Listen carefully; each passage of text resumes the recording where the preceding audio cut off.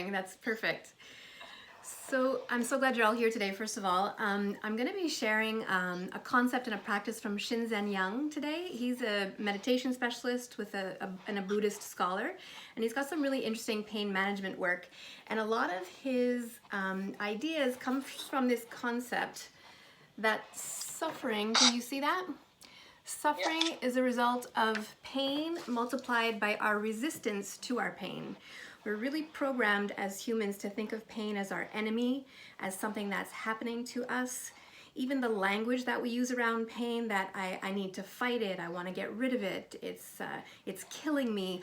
All of this language that we use gives it a lot more power than it should have. So part of this practice is learning how to take away some of that power. One of the concepts I wanted to bring in, because I think it's one of the most important ones, and it's not commonly known because it's newer information, newer in the last 10 to 15 years, but still quite new in the grand scheme of things, is that we don't have any pain fibers anywhere in our bodies. So I'm going to repeat that because it's really important. We have no pain fibers anywhere in our bodies. So we always thought for centuries that if we injured our tissues, it triggered pain fibers, and that told the spinal cord, which told the brain that we are in pain.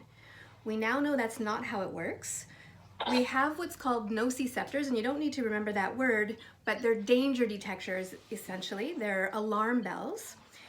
So if we damage our tissues, let's say you sprain your ankle, it will wake those up. They'll send a signal to the spinal cord. If the spinal cord thinks it's important enough, it sends it up to the grand poobah, which is the brain. And then the brain goes through like a virtual library of your entire life experiences. Everything you've ever lived, physically, emotionally, psychologically. And based on all of that information, it makes a decision that, okay, yes, this is something my person needs to be aware of. And then it will heighten those messages that came up, and we will then feel a sensation of pain. But it also has the ability to do the opposite.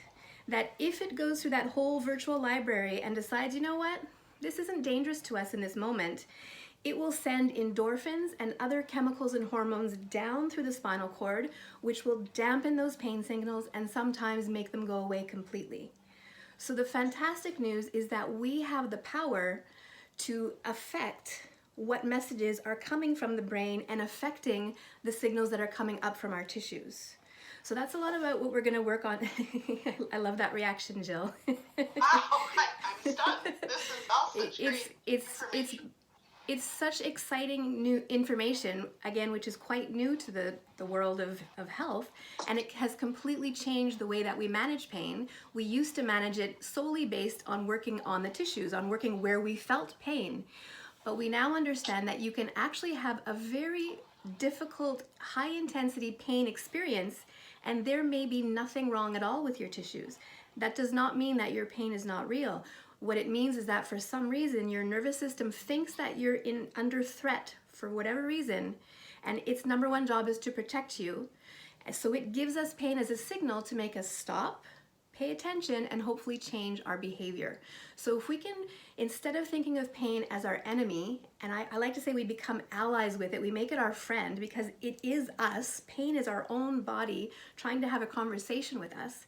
If we can listen to what it's trying to tell us, then we can work with it to try to change the story.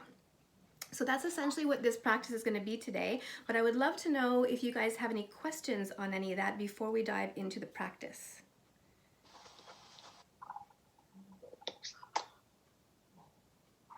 No questions? That all made sense?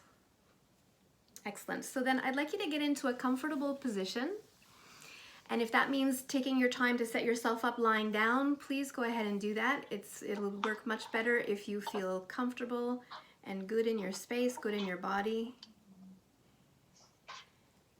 And then if you're comfortable to close your eyes, that will be nice to do for this practice. If that's not comfortable, then keep the eyes open, but do what's called a soft gaze, where you're sort of blurring the periphery.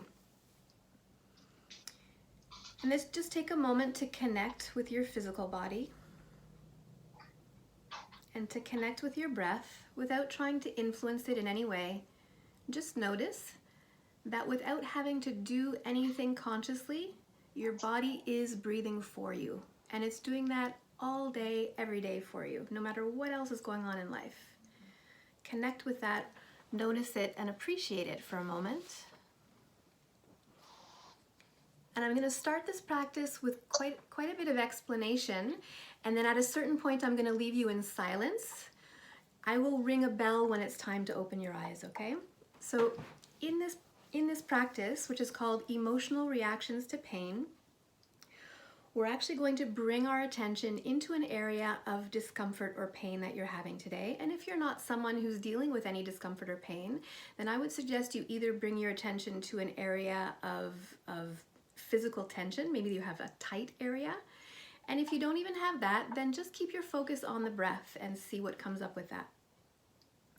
So while we pay attention to our physical body, there tends to be a whole subjective story that comes to the surface that we may or may not be aware of. So we're going to try to bring our awareness today. So typically 3 things will happen around contacting that physical discomfort or pain. One is that some sort of mental word, comment, or phrase might come to mind. Things like, this is horrible, I can't take this anymore, why is this happening to me, what am I going to do? Things like that. Or it might be a single word. Second thing that tends to come to mind when we connect with the physical body or the physical sensations is perhaps there might be a mental picture, something that for you, consciously or unconsciously, represents that pain. So it might be an anatomical image that you see the part of your body that's bothering you. It might be an energy that you associate or a color that you associate with that discomfort. Or maybe it's an object. Maybe you visualize a knife or fire or a hammer that maybe you think is creating your pain, consciously or unconsciously. And then the last thing that often comes to surface when we focus on our physical body is emotions.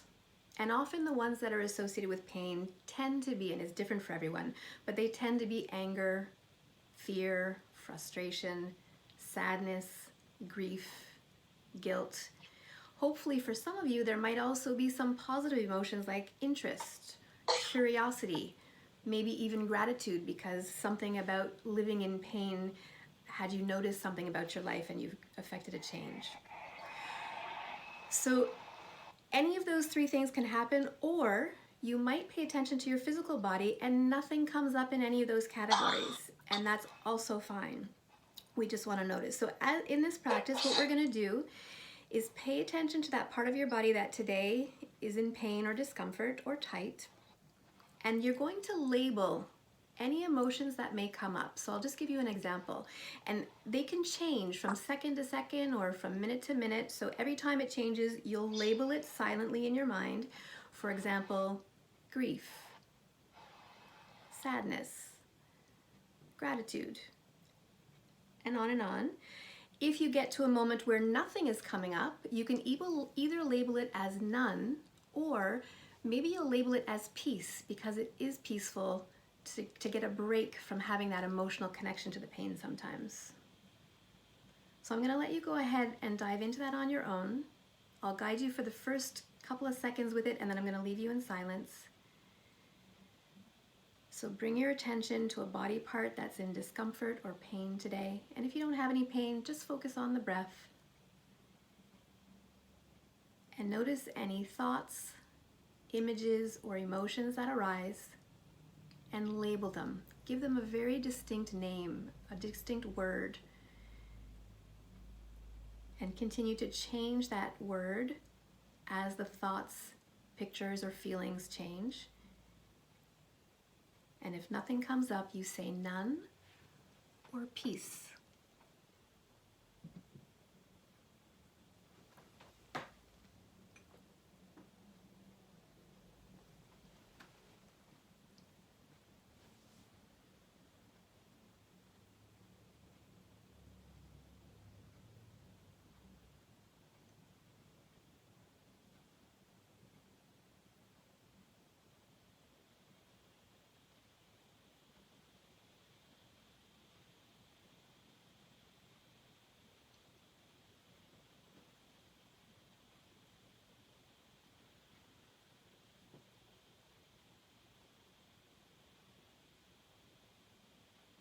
If at any point for you the emotions, thoughts, or images that come up are challenging, See if you can stay with it and try to label it without any judgment or story attached to the label.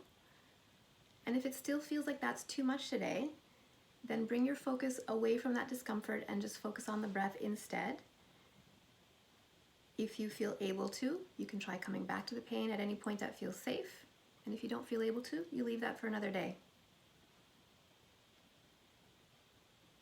We'll stay here for another few breaths.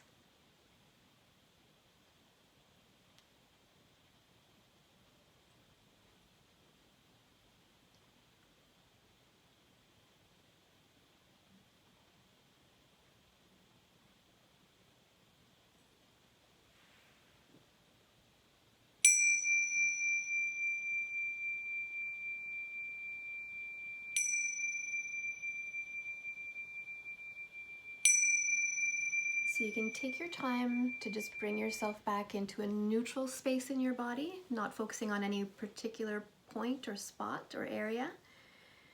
Come back for a moment to just noticing the breath. Maybe you can notice whether the breath changed at all compared to what it was doing at the beginning of this practice. And then when you're ready, gently open the eyes and bring yourself back into the room. And I would love to take any questions or hear any discussions about how that was for you.